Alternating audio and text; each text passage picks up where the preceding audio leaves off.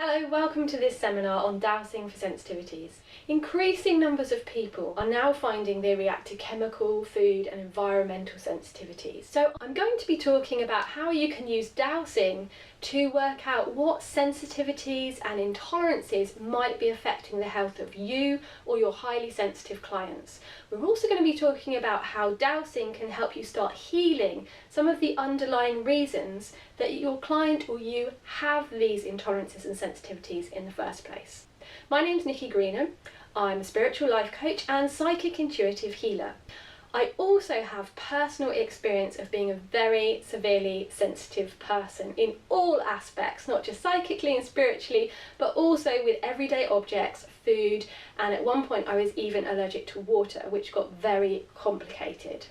But I discovered that I could use dowsing with rods, pendulums, and then psychic intuitively to help me work out what was going on and how I could start self-healing. And it was a really powerful way for me to get back in touch with my body and reconnect with what I needed in order to go on this life journey of healing. And as you can see, I've recovered significantly using these modalities. So I have first-hand experience of what it's like to live as a universal reactor, which means reacting to pretty much everything around you. Food, water, medicines, your house. At one point I was so sensitive because my body was so overloaded that I could react to pieces of paper.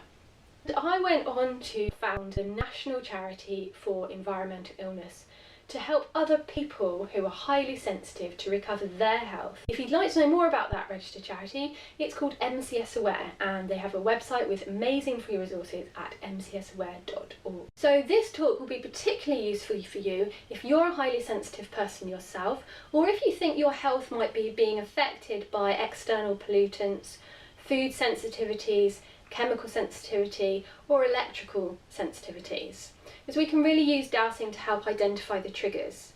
This will also be a useful talk for you if you generally have clients to your practice who are highly sensitive, because they might be being affected by external or internal triggers without actually realising the impact it's having on their health. So I've put together a checklist for you to guide you through this, and you can download that free on my website www.getyourlifeback.today. And as we go through, I'm going to be referring to that checklist, so you don't need to take loads of notes, you can just download that later. So the first part of this talk is going to be talking about what allergies and sensitivities are and what the difference is between them, and then we're going to look at how to identify triggers through dowsing, and finally a quick word about healing, because there's no point identifying all the triggers that might be causing sensitivities or intolerances unless you can actually do something about it to start healing them. The good news is that generally sensitivities and intolerances can significantly improve once you find out and start treating and healing the underlying causes. Now, first of all, I just want to clarify the difference between allergies and sensitivities or intolerances. And this very much depends on whether you're talking to a medical practitioner or to the general public. As a member of the public, we tend to assume allergies are adverse reactions to any substance. However, in medical terms, an allergy is a specific body reaction, including the IgE antibody. And as such, when you react to something with a physical medical allergy, your body releases IgE antibodies into the bloodstream, and they can be measured with a simple blood test to establish a particular allergy. It's these allergies, these medical allergies, that are likely to cause anaphylaxis, and they're the sort of things that we come across in severe nut allergies, latex allergies, and those sorts of things. However, sensitivities and intolerances can have just as severe health effects, but they don't include the IgE antibodies. So in medical terms, the things we're going to be talking about today are not medical allergies. Now, I would highly advise that you or your clients do seek help from medical practitioners to establish whether you're dealing with IgE-mediated antibodies, allergies, or whether they're non-IgE antibodies, in which case we're going to talk about those today in terms of sensitivities and intolerances.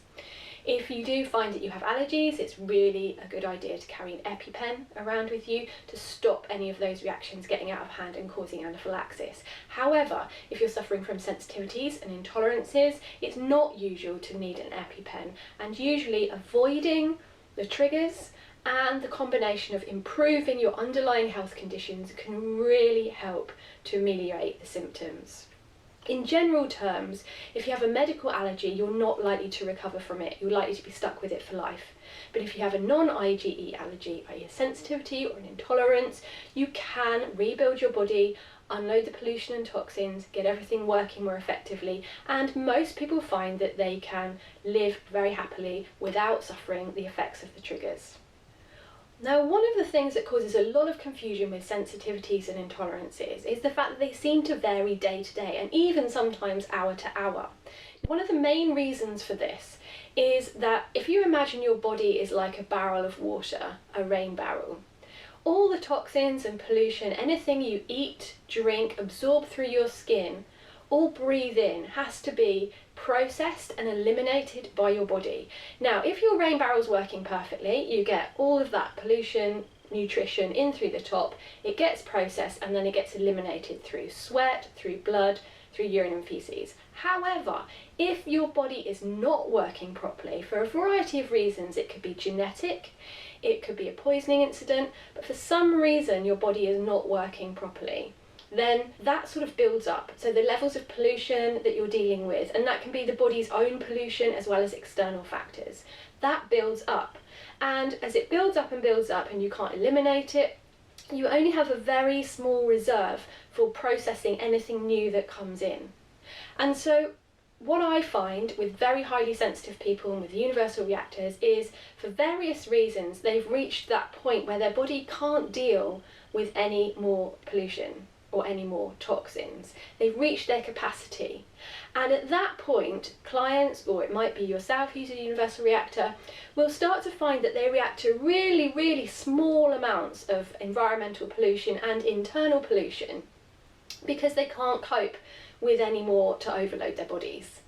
Now, the other thing you need to know is how the body processes toxins and pollution, because we have different pathways through the body and everything that comes in has to be channeled through one of those pathways. Now, the other thing that's useful to know is how the body detoxifies. Everything in the body gets channeled through one of pathways in the detoxification process. And if one of those pathways is not working efficiently, imagine it as a funnel. If that funnel isn't working efficiently, then the body will reroute some of those toxins into the next available funnel. Now, that means that the detoxification isn't going to be as efficient or effective, but it will work. However, if that funnel stops working properly, then you can imagine there's going to be a huge backlog and build-up of toxins trying to go through the other two funnels which aren't working effectively and will not efficiently detoxify things.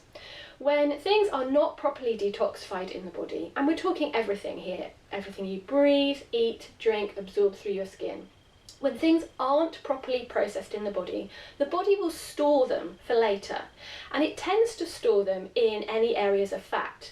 Now, a lot of highly sensitive people who perhaps can't tolerate foods particularly well don't have a lot of body fat, but the one area of storage we do all have is our brains. So even if you're not carrying a lot of body weight, your body will still store toxins, and quite often in the brain tissue.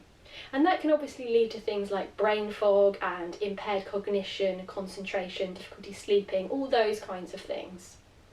So it's really important when we're learning about sensitivities and intolerances that we don't get carried away with diagnosing hundreds and hundreds of different sensitivities before asking ourselves, why have we got those sensitivities? What is the underlying reason that our bodies have become completely overloaded and can no longer cope with the things around us?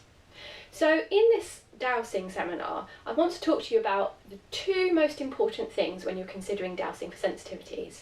And that's, first of all, to make sure that you're prioritising the key triggers to deal with first. There's absolutely no point getting a massive checklist and learning that you're sensitive to hundreds of different things all at once. What you need to do is frame your dowsing questions so that you can learn which of those factors are most important to deal with first. And it's then that you need to look at why and how you can help the body to start healing. And again, it's a priority system. There's no point rushing this process. Every single person and client needs to go at their own pace on this journey and needs to learn to trust their own intuition for healing. So if you're working for dowsing for other people who might be highly sensitive, please remember to go at their pace, not yours, in terms of healing. And it's quite common that on this healing journey, people have multiple factors that needs to be dealt with. And that's why I was talking about how to prioritise what needs dealing with first. It can be anything on the emotional, physical, spiritual or mental planes. So I've put together a checklist to help you navigate the priorities of diagnosing triggers and facilitating healing the underlying causes. And you can download this on my website. It's www.getyourlifeback.today/douse. So you don't need to make copious notes on the different sections and things, because I've put it all there for you in a handy checklist, complete with a list of resources that I'm going to refer to later. So do feel free to download that. Now, because there are so many potential things that you could react to or your clients could become sensitive to, it makes sense to order these in terms of sections or themes.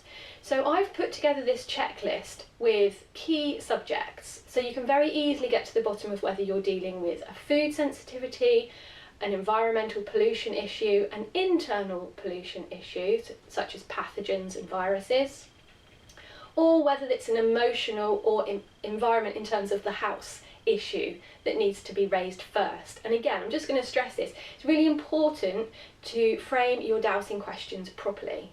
I recommend you refer to a specific timescale. So for example, do you want to know what sensitivities you or your client has today, right now? Or do you want to know what's relevant for the next few days, the next week, the next 2 weeks, or the next 6 weeks? And I recommend that you ask in terms of healing priorities. What do you want to focus on? What is best for the client or yourself to focus on in that time frame? Because as I said earlier, the way our bodies detoxify makes a difference to what we're sensitive to. So if our bodies are overloaded, we're going to be reacting to all kinds of things today. But tomorrow, if we've started to remove that toxic burden, we might have a higher tolerance and not so many sensitivities generally during the day. So really think about what time frame you want to work with. 2 weeks might give you or your client enough time to focus on the priority things to start healing and to investigate healing modalities and therapies. Alternatively, you might want to look ahead for deeper healing and to work over 6 weeks. You really might want to actually douse the ideal time frame to douse for. Now, I've put together this checklist that you can download, and it's not comprehensive at all. It's very much a starting point. So I recommend that whatever your level of experience and your kind of particular interests in this area are, I really recommend that you start with the checklist I've done, but really adapt it for your own requirements. And Adrian Incledon-Webber's book, Heal Your Home Too, is an excellent resource if you want to look into more about healing home energies and healing personal energies. So I recommend also using his checklist if you want to go into those areas. So let's talk a little bit about the areas that you might want to use dowsing for to establish optimal health for your clients. The key areas that we usually group everything together in terms of investigating intolerances and sensitivities are environmental triggers, which can be literally the things in your environment, your home or your workplace, and they include things like formaldehyde, chlorine, pesticides, gas, traffic pollutants, benzenes, fire retardants, all that kind of thing. So we're terming that as environmental pollution. So on the checklist, I've put 7 main headings for you to begin the dowsing consultation with. And these are electrosensitive stress and geopathic stress. So that's very much working on the electrosensitivity spectrum. Food intolerance, which is the one that your client's most likely to have noticed straight away and have initial reactions to. Pathogens, and that can be anything from viruses, from inoculations, to parasites, anything like that. And it can also obviously be viruses and bacterial infections. Emotional stress is another category. Now, when I see clients, they there are often, if they're highly sensitive people, they often are carrying quite a high emotional baggage. So all sorts of challenges and things they've faced in this lifetime and in other lifetimes, which will have accumulated, and they'll have stored the emotional energy in the energetic body, and this quite often creates the physical symptoms of dis-ease in the physical body. Physical stress is also a factor. For example, are there physical conditions that the client's living with or working with which are adversely affecting their health? There's a section on toxicity, and this can be external or internal. They're quite broad categories, so as I say, adapt them for your specific needs and interpret them in the best way for your practice. The last one is spiritual, and that can refer to a huge amount of energetic healing. And again, I recommend the Heal Your Home 2 book to go into more detail on that. Now, one thing you'll notice in that checklist is I have included environmental allergens, and these are the classic allergies like wool, house mites, dust, fur, feathers, because it's really useful for your client to know if, for example, their bedding or their pets are causing those sensitivity reactions. Sometimes they're IgE mediated medical allergies, and sometimes they're sensitivities and intolerances. The same goes for hay fever. That's usually an acquired sensitivity because the body burden of internal pollution has got too high. So by unburdening and healing the body systems, you might find that those environmental allergies or sensitivities do get better, and pets and plants can be welcomed back into the client's life. Now, food sensitivities are the other really common sensitivity and intolerance, and a lot of clients come to practitioners for therapies and dowsing because they have specifically noticed that they may be reacting to gluten or dairy, for example. And this can create some problems because there's a bit of a misunderstanding about what's going on. Usually, the first foods to become intolerant or sensitive to are dairy and gluten. So if you've generally got some kind of body toxicity issue or dis-ease, the enzymes that usually help break down the dairy and the gluten in foods are the first enzymes to kind of disappear or get thrown out of whack. Now, that combined with gut dysbiosis, which is where the bacteria living in the gut, and we have healthy and technically unhealthy bacteria, and they need to live together in the gut. If that gets unbalanced because of antibiotics or unhealthy living or unhealthy nutrition levels or exacerbated pollution levels, then that combines to throw the gut out of whack. And as we all know, the gut health is vital for our immune systems and for detoxification. So if your clients come to you suspecting food intolerance, there's a lot of hidden work that needs to be done and could be done with the dowsing, or you might need to refer them to an experienced nutritionist or another therapist who can help them on their journey. And so in the checklist, I have put listings there to find out what level your client needs help, and is it better for them to be referred on to someone else who has a bit more experience in that particular area. So let me just talk about food intolerance a bit more. If the food intolerance is a non-IgE sensitivity, that means if they're not medical allergies, then the chances are, as with the environmental sensitivities, if you treat the underlying health condition and you get the body functioning in a more healthy way, the client will be able to tolerate their favourite foods again. And so there are various ways of doing this. Elimination diets might be something your client's familiar with, and that's when you avoid the offending food for a period of 6 to 10 weeks.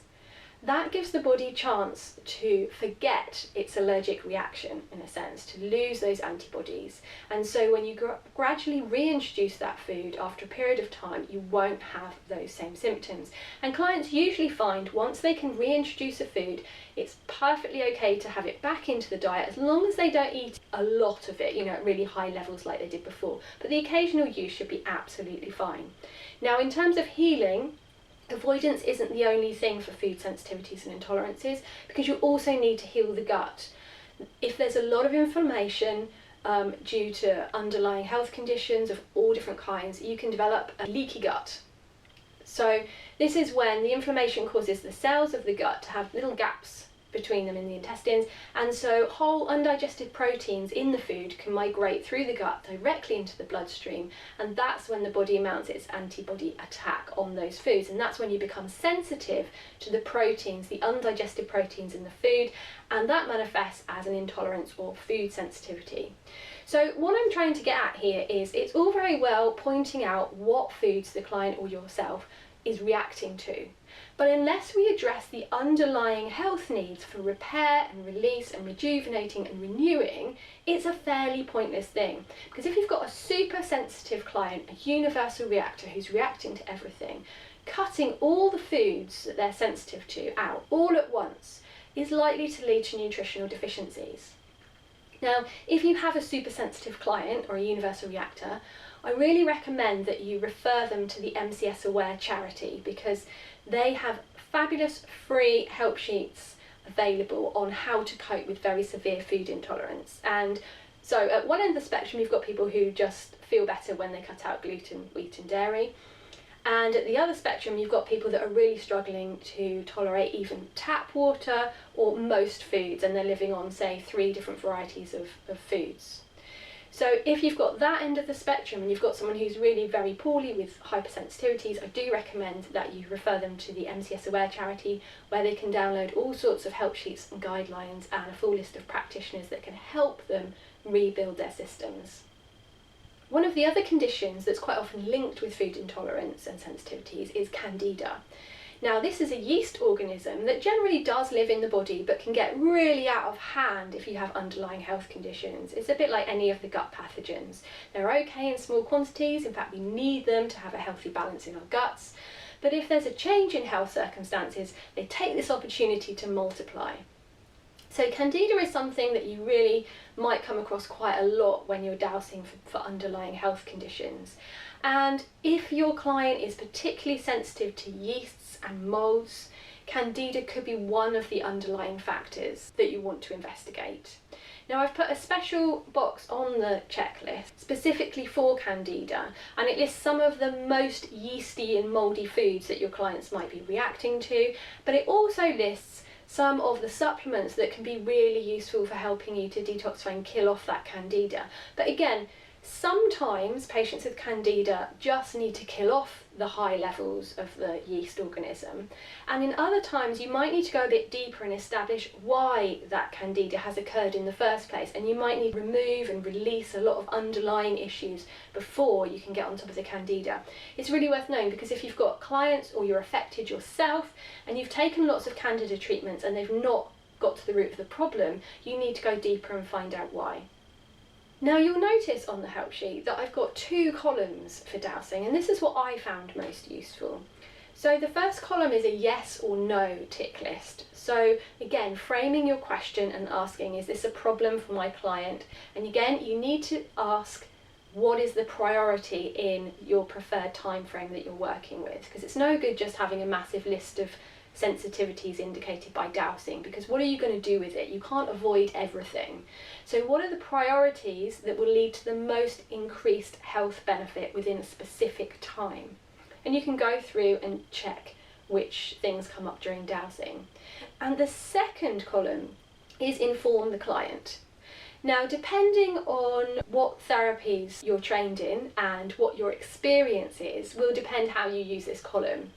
So sometimes, if you're an experienced practitioner in this health field, things will come up that will give you clues as to what the underlying cause is, but you don't necessarily want to tell the client because you're just overwhelmed. So if 16 different things come up on the dowsing checklist for environmental, food, chemical pollutions, it might be that it's not the right time for the client to know every single one, because it will be too confusing. So you might want to use the dowsing checklist to find out which ones the client needs to be informed of right now to accelerate their healing journey, and which ones are for you to understand in order to facilitate their healing journey. So your main aim here as a dowser is to ask the question, what triggers do we need to prioritise here over this time frame? And then ask, what is the best healing route to help heal the whole body and to relieve these sensitivities and intolerances? Now, in terms of healing, we're going to touch on this very briefly. Avoidance is one that everyone usually jumps to. If electrical sensitivity, chemical pollution, environmental toxicities, nutritional issues, cut it out and you'll be fine. But as we've already discussed in this talk today, that's not the key way to start healing. Certainly for highly sensitive people, removing the irritants and the triggers can give the body that time to start healing itself. But we usually need to address the underlying factors as well. And there's a whole different range of ways that we can do that. And you're really going to have to work with your client on this, or think about what you need personally if you're a highly sensitive person, to see what is a good approach to start with. So the healing is all about prioritising as well, and I've put in the checklist some of the ways that you might want to investigate. And they obviously do include medical practitioners and other complementary therapies that can really address some of the underlying factors that are going on. If you're interested in how the environment, how your home and your workplace can affect your health, then I do have a free course available on my website that you're welcome to download or direct your clients to. I've put all the details about that in the Dowsing checklist, so you can have a look there, www.getyourlifeback.today/Dows. So that's all in there. It's a very generalised introduction to what factors are around you and how your energy can be affected by the home and workplace. It's a general introduction to how your environment can really have a physical and emotional and mental impact on your health. So I recommend having that as a starter for either you or your clients if you'd like to investigate that further.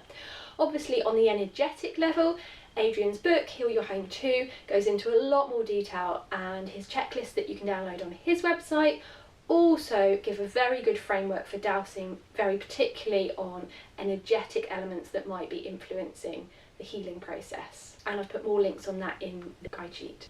Now the last thing you'll notice in the checklist when you download it is that I've put a section all about healing, because this is where the really useful work comes. Do you need to avoid the triggers that have been indicated, and for how long? That's really crucial, because like we were saying earlier with the foods and digestive enzymes, how long does the client need to properly avoid the external triggers? And I've written a list of healing modalities which you can very quickly go through with the dowsing to establish which are the priority areas to help healing fastest, and that's what we want to do. It embraces things like, is there a specific protocol that the client would benefit from? Because there are a lot of established protocols out there at the moment on the internet, in books with specific practitioners that can help heal specific parts of the body, the organs and the systems. So it might be good to refer your client to one of those. There might be a particular medical practitioner or complementary therapist that they need to see for their first layer of healing. It might be a particular therapy, or possibly self-management might be the way forward. It might be a case that if a client has sensitivities that they are capable of managing themselves, that's all they need to do and they can investigate their own healing. Would really encourage you to help your client tune into their own intuition, their gut feeling. You can phrase it however they find comfortable, but really specifically with vitamins and minerals and nutritional supplements, once you've got a framework established for what generally is going to be useful over a period of time, because the body's needs fluctuates daily, if a client suddenly doesn't feel like they want to take a nutritional supplement, it might be that their body doesn't need it that day. So working with your clients to help them get confidence in listening to their own bodies is a really key area of this work.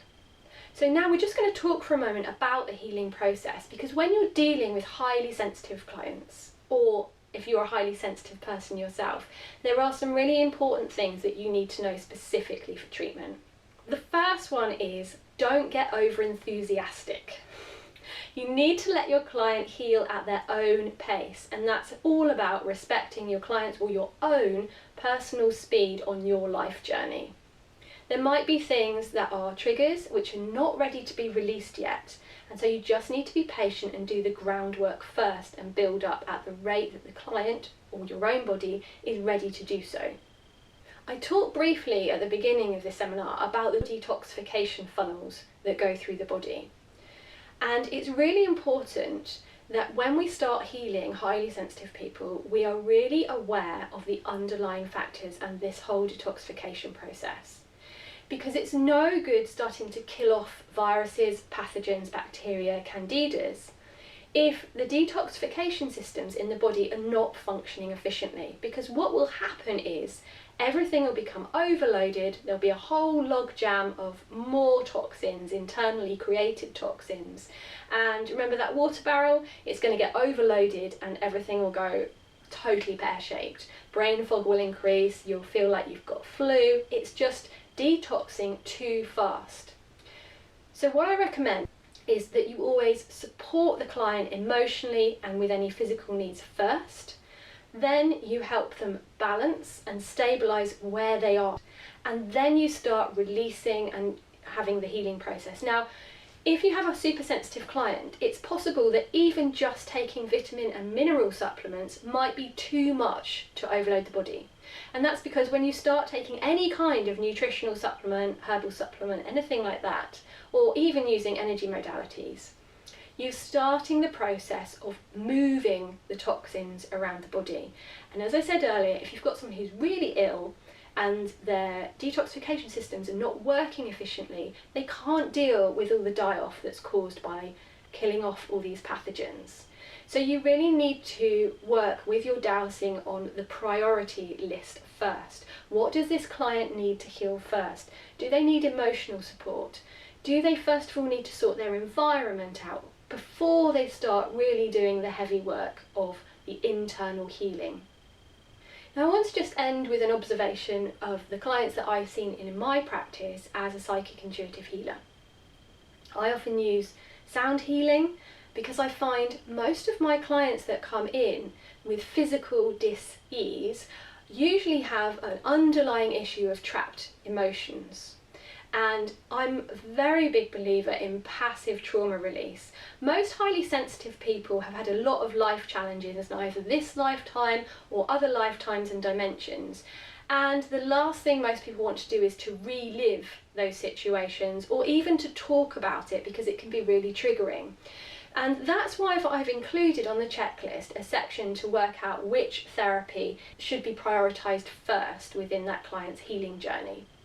There are loads of different therapies that can help with this sort of passive trauma release, with this releasing of emotional baggage. I use sound healing, but also things like colour washing, EFT, there's shaking as well, which can really release the physical energy that's contained within the muscles in the body and the pelvis. If you have a client who has a specific physical problem, you'll probably find that's the area they've stored all their undealt with emotions. And so part of this healing journey for sensitivities and intolerances is releasing the underlying energies that are causing the physical dis-ease. Now, I do have more information about this. I'm very happy to chat to you about it. So either have a look on my website or just send me a direct email and I can go through with you some of the different therapies that are available that you might want to recommend to your clients. And there are some therapies that are available on the NHS too, which don't require too much talking and counselling. You will find clients that actually prefer to be heard and to have talking counselling as well to release emotional burdens. So really, again, work with your client and find out what suits them. This life journey is all about healing, and it's all about going at the client's own pace with their preferred modalities.